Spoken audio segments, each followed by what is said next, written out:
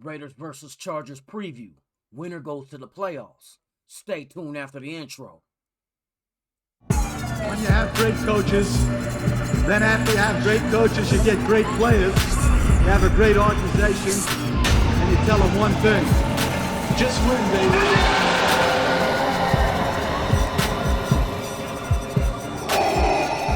This is Raiders Allegiance with Lunatic Raider.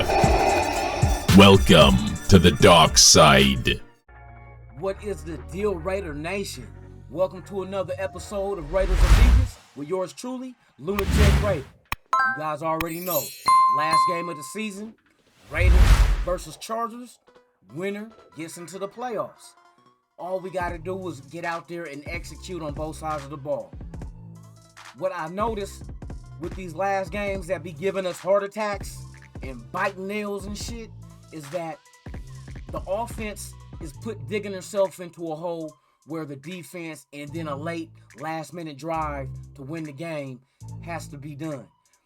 If we take care of the ball, no turnovers, we did good with eliminating the penalties against our team to drive us backwards, but there's been at some points that didn't happen, and it hurts us a little bit. You know what I mean? It takes us away from either getting first downs or making us have to settle for field goals. Can't have none of that. Not in a game like this. This game is do or die. It's do or die this game. We don't need to rely on other scenarios with, okay, we can lose this game, but we need this team and that team to either win or lose to get us. Fuck all that. What we need to do is dictate our destiny by winning this game and getting to the playoffs and let the chips fall where they may. You know what I mean? So, with that being said, I want the defense to continue to do what they've been doing, especially up front, the front four against the run. Shutting down the run and making an offense one-dimensional works in our favor. But the other flip side of that is, if you're making a team one-dimensional and making them go to the air with passing instead of running because we're shutting down the run game, our secondary need to pick off these INTs. I don't want to see no more ball hitting your hand and then drop. No. I know they said if you can catch, you would be a wide receiver and not a corner, but there's no excuse. When the balls, I'm sure you guys run drills every day in practice on INT drills, where the cornerback catches the ball, secures it, and run. That's all you got to do. Catch the ball, secure it, run. Just give us the ball back. Give the offense an opportunity to go out there and throw more points on the board. Because these last couple of games, we left a lot of points on the board. We could have scored way more, you know what I mean, than what we actually put up due to turnovers. Carr, you don't have to be a gunslinger. You do not have to force the big play. Allow your players to make the big play. Example, when you went to that last drive that we had, when you went to Renfro, what happened when you went to Renfro? What did Renfro do with the ball? He made a big play. If it wasn't for a little graze on the bottom of his cleat while he got up to run again, it would have been a touchdown. But thank God it worked in our favor for us to be able to eat the clock and kick a game-winning field goal. But I would have took a touchdown anyway also. It doesn't matter, because that means they would have had a drive to score a touchdown just to tie the game. But it is what it is. It worked out in our favor. But Carr, you just got to keep poised. The same way you do these game-winning drives, play like that for the whole game. You don't have to force it through small-ass windows. You know what I mean? Take what the defense give you. Let our athletes who get the ball, whether it's the running backs, the tight ends, slot receiver, the receiver one, receiver, it don't matter. Let them get the ball and let them make the big play. That's all you got to do. Make sure you get the ball thrown right on point. Let them get it and do their thing with it. That's all you got to do. I understand, like going to the Deshaun Jackson, the ball wasn't long enough. Maybe if you would have released the ball just a little bit sooner. But I mean, it's tit for tat. You know what I mean? It is what it is. You know what I mean? The corner made a great play by going up for a 50-50 ball. But we know Deshaun Jackson is not big in stature to go for a 50-50 ball. He's a speed dude. So you got to lead him with the ball and let him run under it and get to it. That's it. But, Car, I'd rather the ball be in your hands with the last drive of the game to win it. But what I'm saying is have that same mentality every possession you have. Pretend every possession is a must-die, must-live situation. And when you get forced in that kind of position, you always produce. You lead the league since you've been in the league with last drives to win the game. But I want them kind of drives every possession. You know what I mean? It's in you. You got to, the people say you ain't got talent around you. I would say you do, or you wouldn't be making these big last-minute drives. You know what I mean? So with that, that's what I need the offense to do. I don't know exactly the circumstances on Josh Jacobs' ribs, but hopefully, it seems like he tried to play through it last week anyway. Maybe a good week off. Now that the game has been flexed from Sunday afternoon to being a Sunday night game, that's a few more hours, you know what I mean, to go ahead and recoup and get ready for this game. Put a little flap jacket on, get a shot, whatever you need to do, get out there, because we're going to need you, because we need the run game for us to have time of possession. We need the possession. Anytime we keep an offense, the other team's offense, off the field, it's times that they don't score. And it also means it's less time for them to score, to play catch up. So I need, offense, man.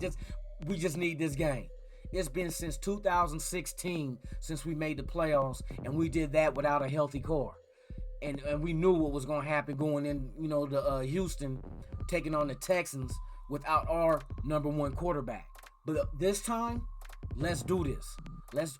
I'm praying for a blowout, because in that way we can rest the starters, let them get rest, because most likely we'll be playing next Saturday if we win this Sunday.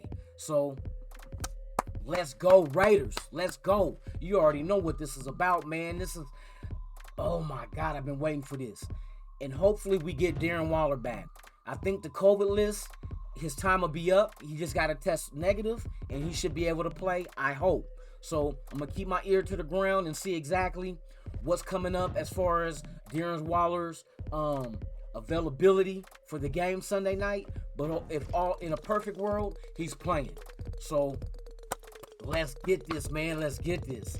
As far as our defense go, like I said, secondary, you have to stay tuned in.